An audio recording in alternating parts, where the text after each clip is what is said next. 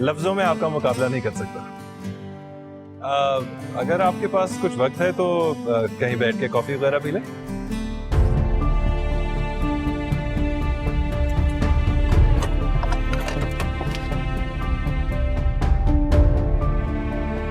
आप अपनी इन्वेस्टिगेशन करें। मैं भी एक इन्वेस्टिगेटिव जर्नलिस्ट हूं। मैं भी अपनी पूरी तफ्तीश करूंगा इस सिलसिले। सर,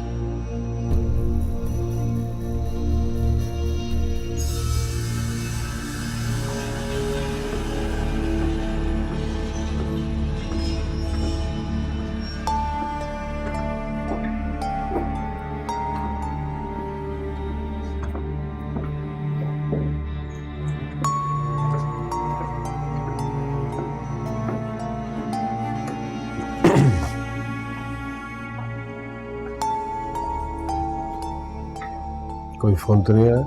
नहीं साहब जी, फोन तो कोई नहीं आया। कहीं ऐसा तो नहीं कि बेल ऑफ थी और तुम्हें आवाज ना सुनाई दी हो? नहीं साहब जी, अब ये गलती नहीं होगी। होनी भी नहीं चाहिए। मालूम है ना, सिर्फ पहली गलती माफ करता हूँ मैं। जी साहब जी।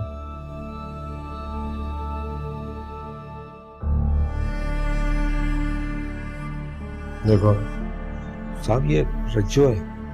शाहजी, मैं हमीदा की भांजी हूँ, खानपुर से आई हूँ। मासी बीमार है तो उसने मुझे काम के लिए भेजा है। सारा काम समझा दिया है, आपको कोई शिकायत नहीं होगी। पूछा मैंने तुमसे? जितना पूछा जाए उतना ही जवाब देते हैं। ये नहीं समझाया मासी ने? सॉरी शाहजी, नेक्स्ट टाइम ऐसा नहीं होगा। कितना पढ़ी हो? जी, इंटर किया है। ठीक है, जाओ।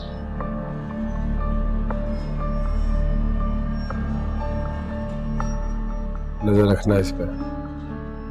पता करवा लिया ना सारा? जी साहब जी। इश्क करने ना बैठ जाना इसके साथ। जो हुक्म।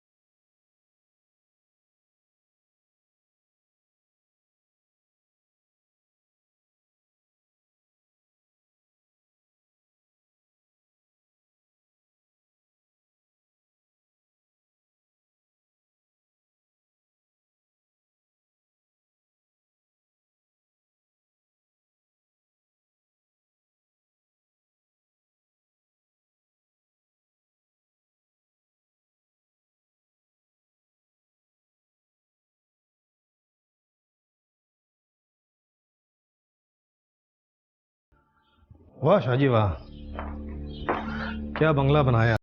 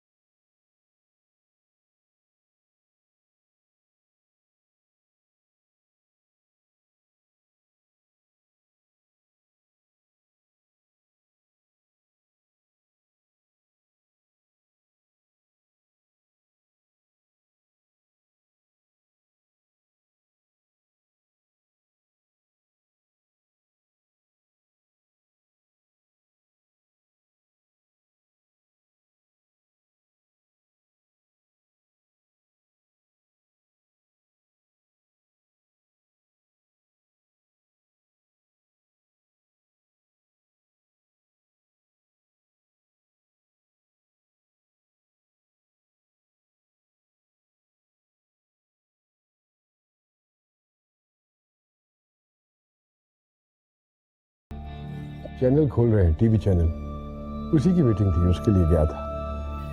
वैसे रास्ते में कोई हादसा वगैरह तो पेश नहीं आया था?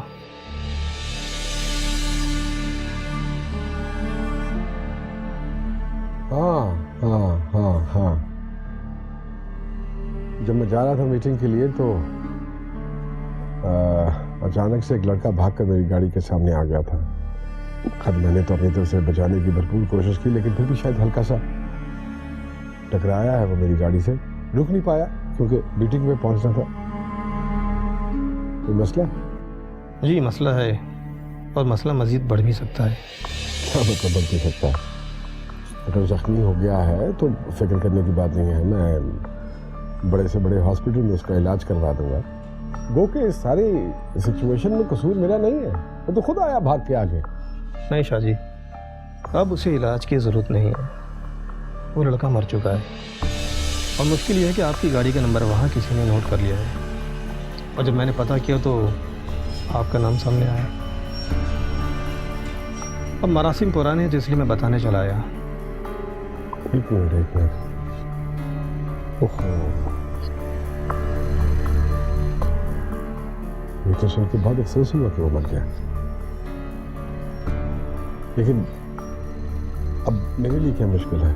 मुश्किल यही शाहजी, आपकी गाड़ी का नंबर नोट हो चुका है, और वाकये का चश्मदीद गवाह एक सरफिरा जर्नलिस्ट है। वही उस लड़के को हॉस्पिटल आया था, FIR कटवाने की बात कर रहा था। कह रहा था कि मुजरिम को सज़ा दिलवाएगा। FIR? क्या नाम है उसका? आरिफ नाम है उसका। बहुत सड़ियल दिमाग जर्नलिस्ट है तो फ्रीलांस जर्नलिस्ट, मगर काफ़ी मशहूर है। बहुत सुनी जाती है उसकी। हाँ, लेकिन हमसे ज़्यादा नहीं सुनी जाती, और ये फैसला भी हमें ही करना होता है कि किसकी सुनी जाए और किसकी नहीं। जानते हैं शाहजी आपकी पावर, लेकिन वो जर्नलिस्ट कुछ ज़्यादा ही टेढ़ा है। ये वही जर्नलिस्ट है ना जो सोशल मीडिया पे आजकल पानी के हवाले से बहुत शोर मचा रहा है? जी बिल्कुल वही। ठीक है, कोई बात नहीं है, देख लेंगे उसे। मेरा एक मशवरा है शाहजी आपको, ये आरिफ जैसे जर्नलिस्ट जब तक जीते हैं ना, तब तक आंखों में खटकते हैं, और अगर इनको मार दिया जाए तो ये हालत में आ जाते हैं। ऐसा कोई कदम नहीं उठाइएगा आपसे मरासिम में, मैं इसलिए आपको बता रहा हूँ। चलता हूँ, कैलकुलेशन कर लीजिएगा आप।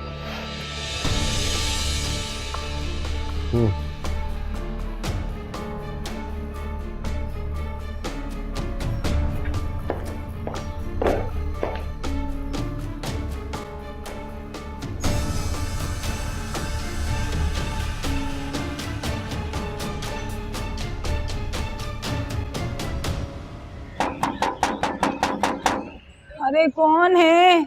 आ रहे हैं भाई।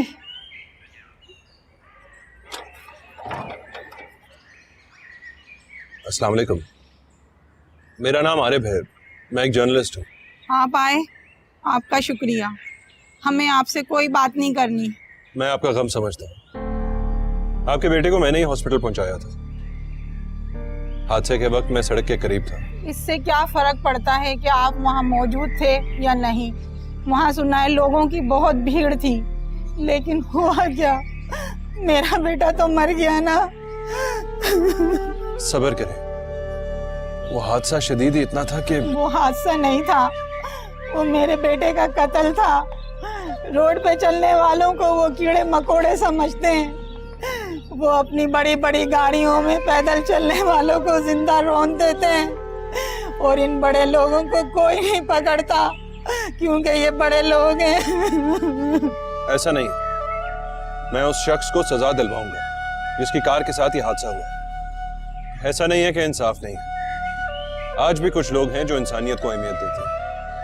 आपके बेटे का खून रहेगा नहीं जाएगा। मेरा बेटा तो मेरा वाहिद सहारा था, नौकरी की तलाश में दर बदर फिर रहा था वो। आपका दुख उन तमाम माओं की दुख की अक्कासी करता है जो किसी न किसी हादसे की वजह से बेयारो मददगार हो गए। उस बेरहम इंसान को अदालत के कटोरे में लाए। मैं उसका गिरेबान पकड़ के पूछूंगी, ऐसे किसी के बच्चे को कुचल कर चला जाए और फिर घर में बैठ के रोएगा या इंसाफ मांगेगा? आप ठीक कह रही हैं।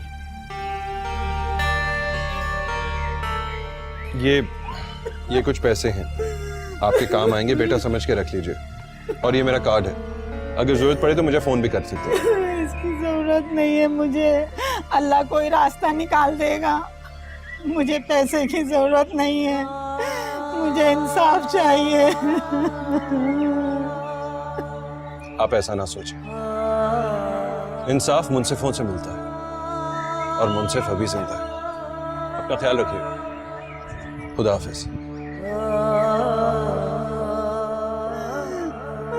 अल्लाह रे।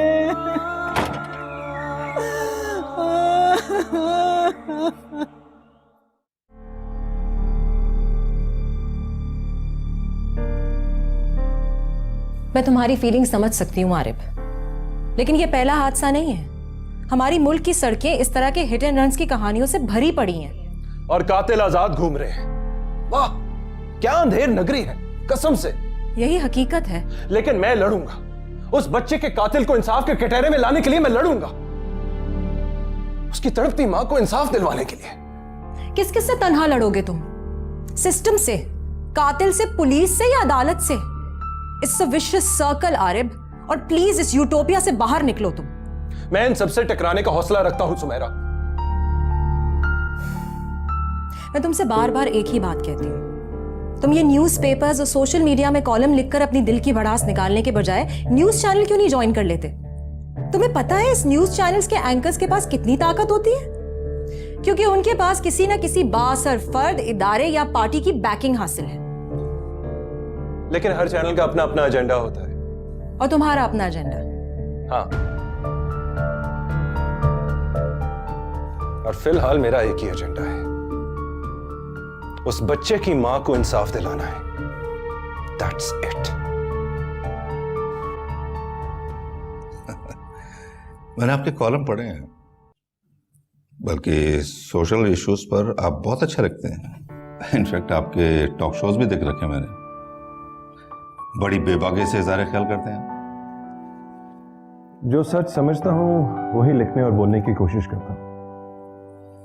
हम चाहते हैं कि आप हमारे चैनल पे एक तगड़ा टॉक शो करें। श्योर, व्हाई नॉट, लेकिन बशर्त ये कि आप मेरे पर नहीं काटेंगे। देखें, जब तक आपकी उड़ान से हमारे चैनल को किसी किस्म का कोई नुकसान नहीं होता, आपके पर महफूज है। आपको फिक्र करने की ज़रूरत नहीं है। मैं सिर्फ रेटिंग्स बढ़ाने के लिए सनसनी नहीं फैलाऊंगा, बल्कि कभी भी बगैर बुनियाद और बगैर सबूत के बात नहीं करूंगा। देखिए, हमारे मुल्क में बासर अफराद के वेस्टेड इंटरेस्ट हैं, समाजी, सियासी, दहशतगर्द, हर तरह की माफिया है। बात सब्जेक्ट ऐसे हैं जिनके खिलाफ हम आवाज़ नहीं उठा सकते, बल्कि कुछ इदारे और अफराद भी ऐसे हैं जिनको हम टारगेट भी नहीं कर सकते। वेल, इन दैट केस मुझे आपसे माजरत करनी पड़ेगी। मैं इतनी पाबंदियां और दबाव के नीचे काम नहीं कर सकता। जनाब, मैंने सहाफ़त पैसा कमाने के लिए शुरू नहीं की, मैं असली सहाफ़त करना चाहता हूँ। मैं अपने कलम और अपने जहन से इस करप्ट और जालिम सिस्टम को बदलना चाहता हूँ। अब मेरे लिए मेरी नौकरी से कहीं ज़्यादा ज़रूरी मेरा मकसद है। जो सोच आपकी है मैं नहीं समझता कि इतनी आज़ादी आपको कहीं मिल सके। जी, शायद आप ठीक कह रहे हैं। वेल, मुझे इजाजत है। Wish you all the best. Thank you. खुदा हाफिज। क्या हाल है इन लोगों का।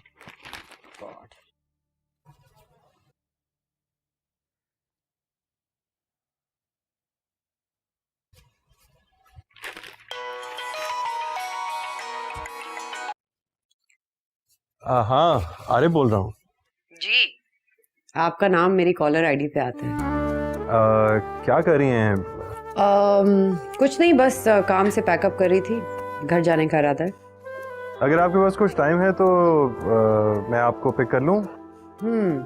वैसे कुछ डिस्टर्ब लग रहे हैं, क्या बात है? सब खैरियत? हाँ, आके बताता हूँ। ओके।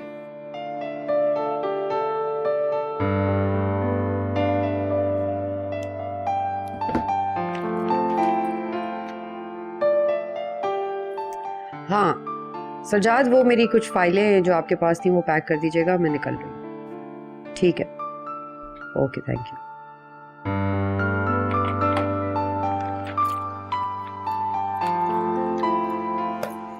पता नहीं अचानक तुम्हें आज इस तरह क्यों बुला लिया। क्या मतलब?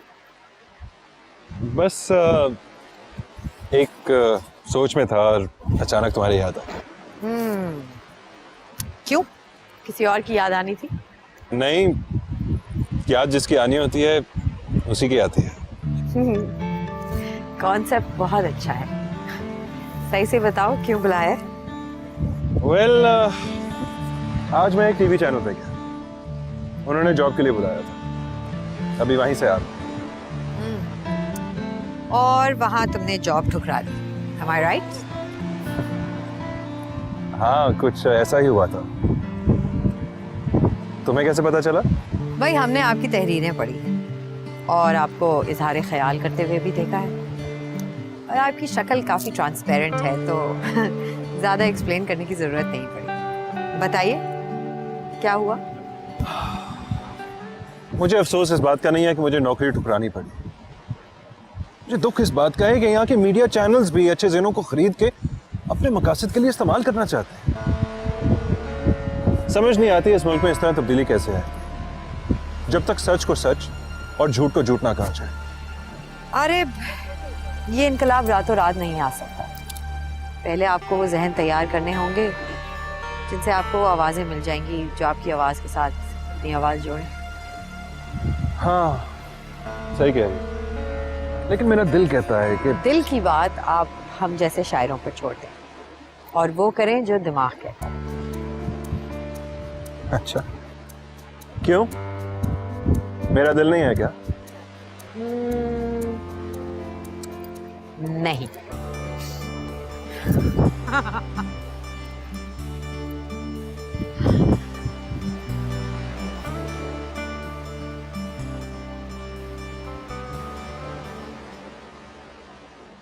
आरिफ, अपने और तुम्हारे ताल्लुक को मैं क्या नाम दूं? हमसे वापस में कजिन है, बचपन के साथी हैं, ये दोस्ती का रिश्ता है या महज लाइकिंग का? इन्फैचुएशन है या फिर मोहब्बत? दिल हमेशा से तुम्हारी तरफ खिंचता है। मैंने तुम्हारे सिवा किसी और मर्द के बारे में कभी सोचा भी नहीं है। मैं नहीं जानती कि तुम मेरे बारे में किस अंदाज से सोचते हो। आलिया कहती है कि अगर तुम पहल ना करो तो मुझे पहल कर देनी चाहिए, क्योंकि जंग और मोहब्बत में सब जायज है, मगर एक लड़की की ईगो भी तो कोई चीज है ना।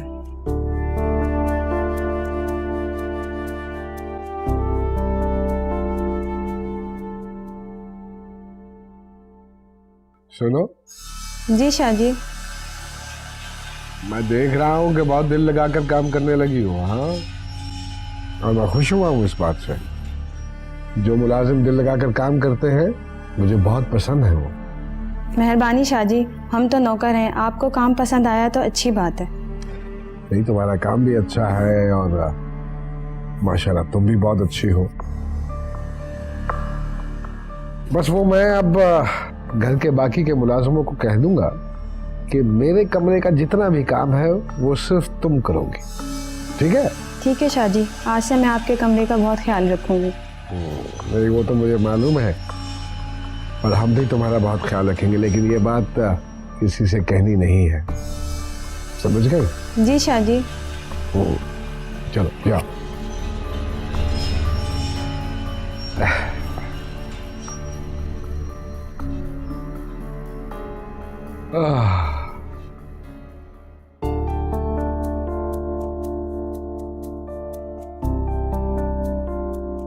वो कितना मुख्तलिफ है, उसकी सोच कितनी मुनफरिद, कितना खरा और बेखौफ है।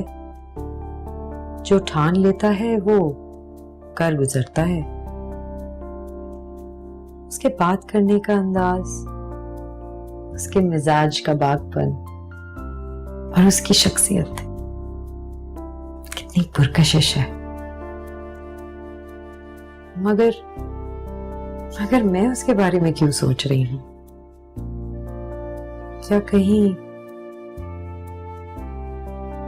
क्या मुझे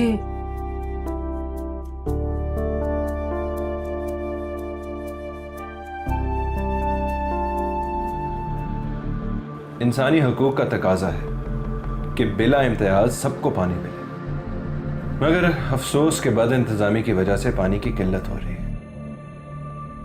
इस बद इंतजामी की कई वजूहात हैं जिसकी वजह से पानी ज़ाया हो जाता है, लेकिन ये सब मैं आपको बाद में बताऊंगा।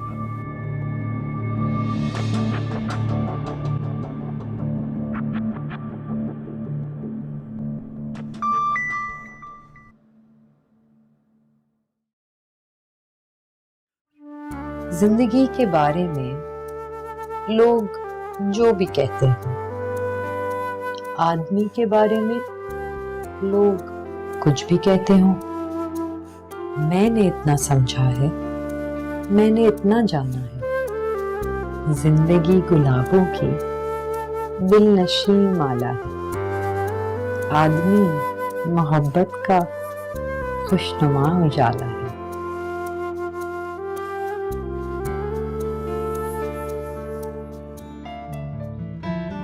कितनी आइडियलिस्टिक लड़की है, ख्वाबो ख्याल की दुनिया में रहती है, अपनी हसीन आंखों के सामने ऐसे सब कुछ खूबसूरत लगता है। आपको यहाँ शाह साहब ने इसलिए बुलवाया कि इन्हें आपके बेटे के मरने का बहुत दुख है। देखिए, आपके साथ कोई हमारी दुश्मनी तो है नहीं, ना ही आपके बेटे के साथ थी, और ना ही हम इतने जालिम लोग हैं कि किसी के दुख दर्द में शरीक ना हो सके। एहसास हमें भी होता है। क्यों मौलाना साहब, क्या कहते हैं आप इस बारे में? बहुत अच्छी बात है, ये इतने बड़े आदमी होकर भी गरीब लोगों का ख्याल रखते हैं। देखो, तुम्हारा बेटा बेरोजगार था, नौकरी ढूंढता फिर रहा था, होगा किसी ख्याल में। इसमें शाह साहब का कोई कसूर नहीं है। गाड़ी अगर तेज रफ्तारी में जा रही हो और अचानक कोई सामने आ जाए तो ब्रेक लगाना मुश्किल होता है, अक्सर गाड़ियां पलट भी जाती हैं। आप इसको इस तरह ले लीजिए कि मुझ पे मुकदमा करके कितना अरसा आप ये केस लड़ सकते हैं, बताइए। बिल्कुल, शाह साहब चाहें तो पैसा खिलाकर मुकदमे से बिल्कुल साफ निकल सकते हैं, लेकिन इनके दिल में गरीबों के लिए दर्द है। शाह साहब चाहते हैं कि तुम कसास के 10 लाख रुपए लेकर अपनी बाकाया ज़िंदगी खुशगवार तरीके से गुजार सको। तुम्हारा बेटा भी अगर होता तो इतना पैसा कमाने में ज़माना लगा देता। बात ये नहीं है इंस्पेक्टर साहब, औलाद तो औलाद होती है, पैसा इसका बदल तो नहीं है। हाँ, शरई तौर से अगर ये खातून चाहें तो अपने बेटे का कसास ले सकती हैं या फिर अदालत का दरवाज़ा खटखटा सकती हैं, फिर जो कानून फैसला करे। अरे छोड़िए मौलाना साहब, हम लोग जहाँ रहते हैं वहाँ कहाँ इंसाफ मिलता है। अदालत में आप थोड़े से पैसे लगाएं और अपनी मर्जी का फैसला ले लें, ये तो हो रहा है यार। वकील तो कह रहा था कि 2-3 लाख रुपए देकर केस निपटा देते हैं, लेकिन शाह साहब ने साफ मना कर दिया। ये चाहते हैं कि आपके साथ इंसाफ हो। अगर आप चाहती हैं तो मैं आपके नाम का 10 लाख रुपए का चेक बनवा दूँ। और अगर आप अदालत में जाना चाहती हैं तो मर्जी है आपकी, मुझे कोई एतराज़ नहीं। लेकिन मैं तो यही कह रहा था कि अगर एक मर्तबा अदालत में केस चला गया तो फिर हम ये वाला फैसला नहीं कर पाएंगे। आप समझ रही हैं ना मेरी बात? आप लोग इन्हें मजबूर ना करें, इन्हें सोचने तो दें। देखिए मौलाना साहब, मैंने आपको इसलिए बुलाया है कि आप हक सच की बात कर सकें, समझाएं इन्हें। जी बहन बताएं, क्या फैसला है फिर आपका? जैसे आप चाहें, मुझे मंजूर है। मैं तो बहुत कमज़ोर औरत हूँ, मैं कहाँ वो हालात का मुकाबला कर सकती हूँ। कोई दामन छुड़ाता है जंजीर से, कोई लड़ता है अपनी ही तकदीर से। दिन बदलने की हर एक को आस है, जिंदगी प्यास है। मन प्यासा यहाँ, जिंदगी प्यास है।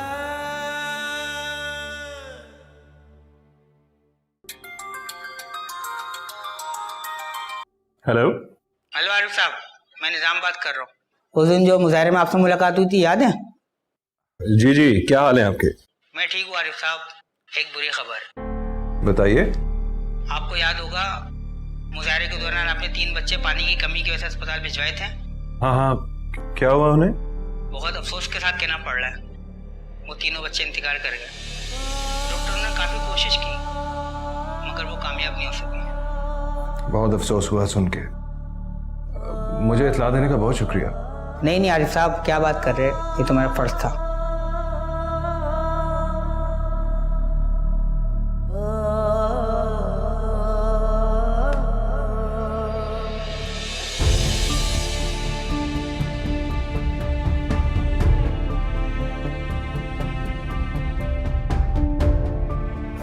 किस बेहिश समाज का हिस्सा है हम? सोए हुए जहन और नीम मुर्दा सोचों से भरता जा रहा है ये मुआशरा।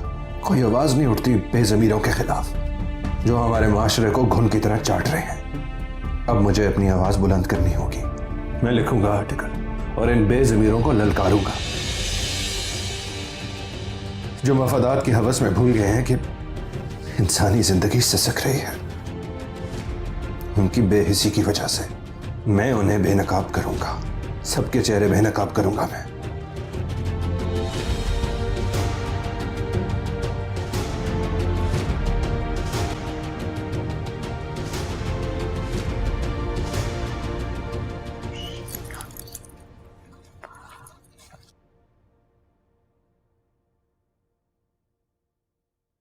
अम्मा अब्बा, खैरियत तो है? हाँ बेटा, बिल्कुल खैरियत है।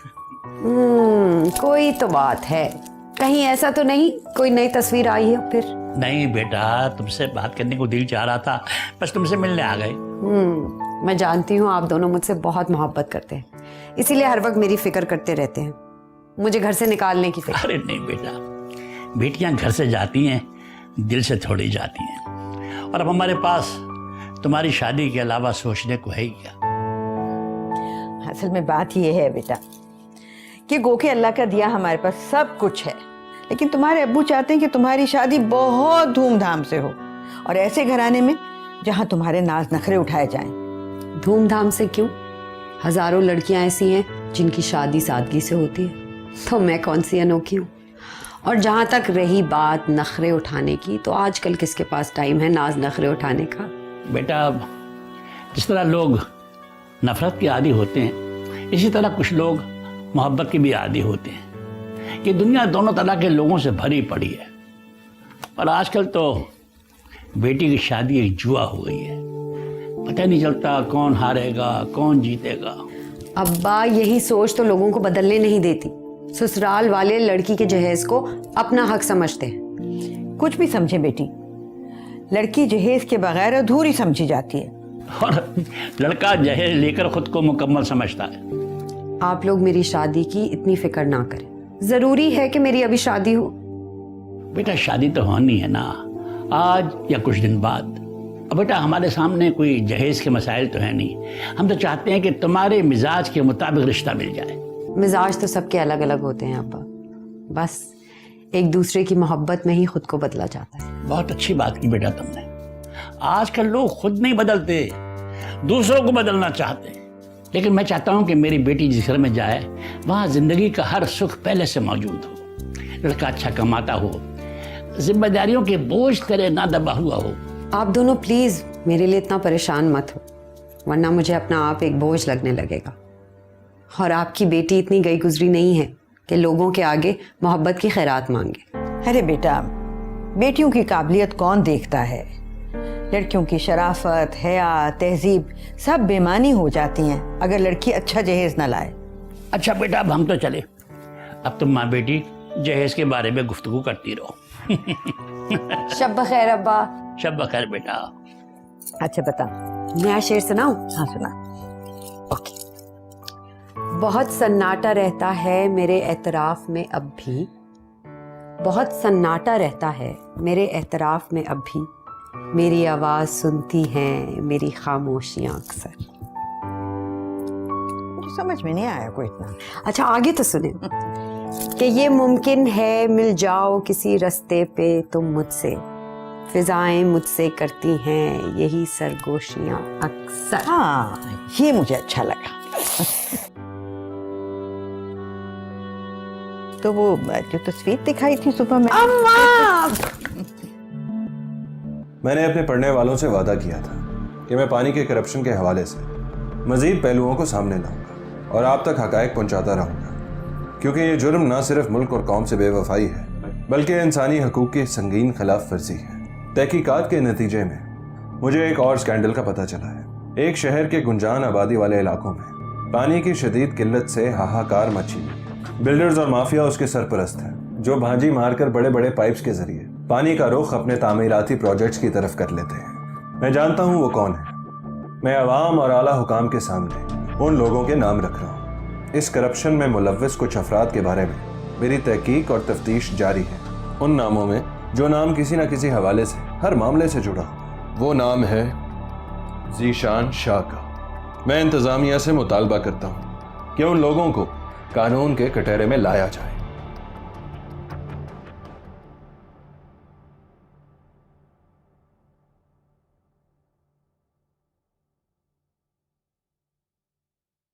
कहाँ की सवारी है जनाब? घर की तरफ जा रही हूँ। आओ, मैं तुम्हें ड्रॉप कर देता हूँ।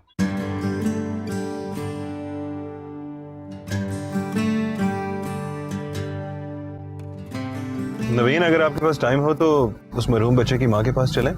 एक्चुअली कल मैं केस दाखिल करा रहा हूँ, तो उनसे इजाजत तो लेनी होगी। हाँ मेरे पास वक्त है, जा सकते। ओके।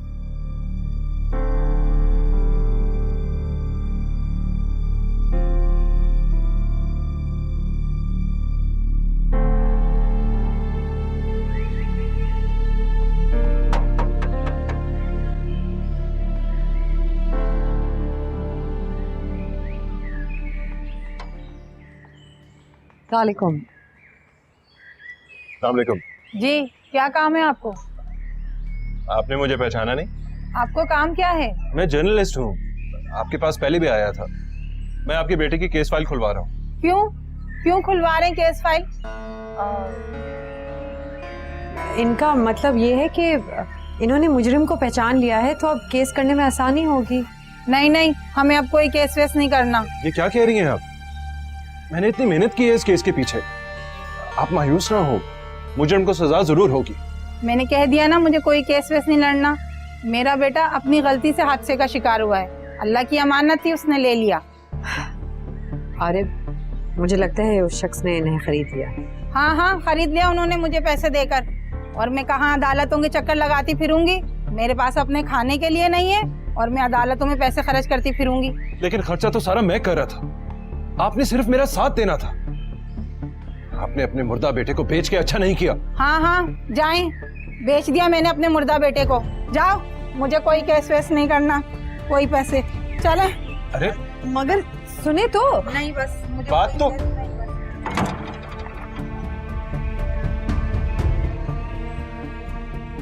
अजीब औरत है ये बेटे के कातिल को माफ कर दिया। माफ करने का हक तो वो रखती थी, क्या करें, एहसास ले लिया होगा उसने।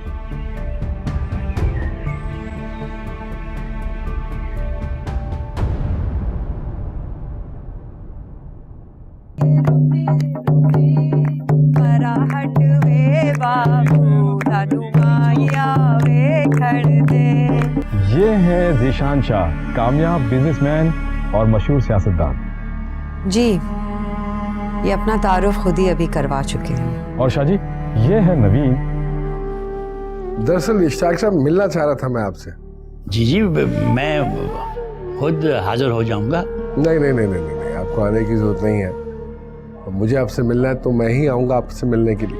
मगर आप ये सब कुछ हमें क्यों बता रहे हैं? मैं आपकी साहबजादी से शादी करना चाहता हूँ।